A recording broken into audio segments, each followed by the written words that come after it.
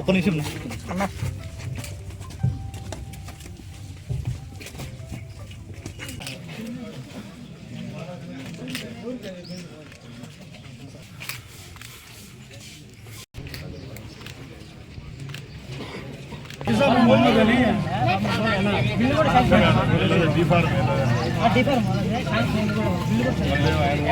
మీ number రాసినారా?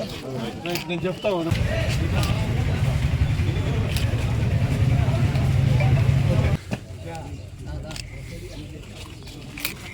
ఈరోజు రాయచోటి పట్టణంలో పెన్షన్లో భాగంగా దేశంలోని ఏ రాష్ట్రంలో కూడా 1వ తారీఖున జీతాలు పడతాయి, 1వ తారీఖున పెన్షన్లు వస్తే చంద్రబాబు నాయుడు గారి నాయకత్వంలో ఎప్పుడు ఎక్కడా లేని విధంగా 30వ తారీఖునే పొద్దున్నే 6 గంటల నుంచే పెన్షన్లు ఇవ్వడం జరుగుతూ ఉంది.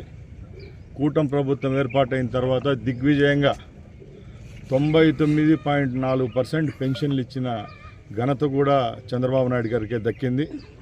ముఖ్యంగా పేదవాడి కోసం పనిచేస్తున్న ప్రభుత్వం సంక్షేమము అభివృద్ధి 2 కన్నులుగా చూస్తూ ఒక పక్కల సంక్షేమ కార్యక్రమాలు ఇస్తూ రెండో పక్కల అభివృద్ధి కూడా ఏ విధంగా చేస్తే ఈ రాష్ట్రం 20 సంవత్సరాలు ముందుకెళ్తుందో ఆ విధంగా ఈ 5 సంవత్సరాలు చేసేదానికి మా ప్రభుత్వం అలాగే మా ముఖ్యమంత్రి గారు కార్యాచరణ రూపకల్పన చేయడం జరుగుతూ ఉంది.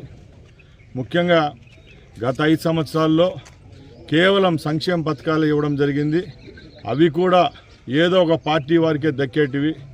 ఇప్పుడు పార్టీలకు అతీతంగా బీజేపీ కానీ, కమ్యూనిస్టు కానీ, తెలుగుదేశం కానీ, వైసీపీ వాళ్ళు కానీ అనే భేదం లేకుండా అన్ని పథకాలను అందరి ఇండ్ల దగ్గరికి పోయి ఇచ్చే ఘనత కూడా మా ప్రభుత్వానికే దక్కుతుందని గర్వంగా చెప్తున్నాం.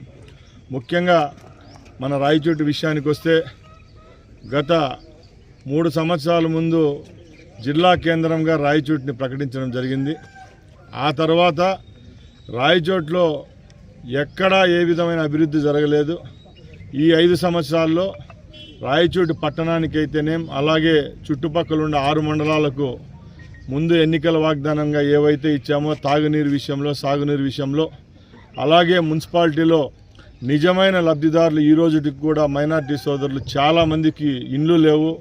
అలాగే పెన్షన్ల విషయానికి వస్తే పెన్షన్లలో కూడా రాజకీయాలు చేసి ఆ రోజు పెన్షన్లు కూడా ఇవ్వని ఘనత దౌర్భాగ్యం వాళ్ళకే దక్కింది. కాబట్టి వచ్చే 1-2 నెలల్లోనే తప్పకుండా హౌసింగ్ విషయంలో, పెన్షన్ల విషయంలో తగిన చర్యలు తీసుకుంటాం.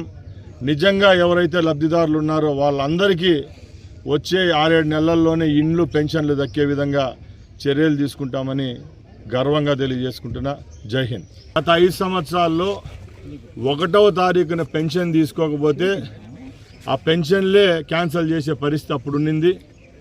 ఈరోజు ఈ రాష్ట్రంలో ఉన్న పెన్షన్దారులు ఎవరైతే ఉన్నారో ఆ గ్రామాల్లో లేకుండా బయట బెంగళూరు, చెన్నైయో, విజయవాడకు పోయి పనిచేసుకునే కార్మికులు చాలామంది ఉన్నారు. కాబట్టి వాళ్ళ యొక్క సంక్షేమాన్ని గుర్తుపెట్టుకొని ప్రభుత్వం కూడా ఒక మంచి నిర్ణయాన్ని తీసుకోవడం జరిగింది. 1-2 నెలలు పెన్షన్దారులు రాకపోయినా కూడా 3వ నెల ఆ 2 నెలలు కల్పించే విధంగా కూడా ప్రభుత్వం చర్యలు తీసుకుంటా ఉంది. అతి త్వరలోనే ప్రజలకు అందుబాటులో తెచ్చే విధంగా మేము చర్యలు తీసుకుంటున్నాం.